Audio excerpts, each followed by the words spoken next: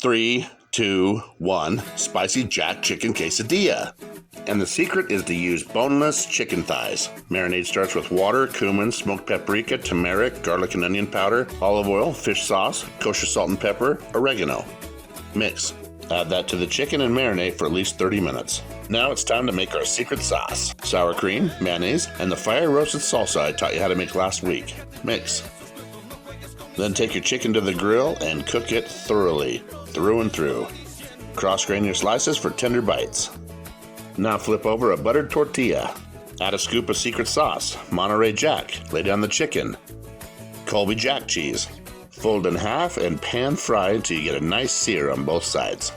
Now cut that bad boy up and serve with a side of Fire Roasted Salsa. Don't forget to like and subscribe to my channel, and check out my website for more recipes and of course the exact ingredients for each one.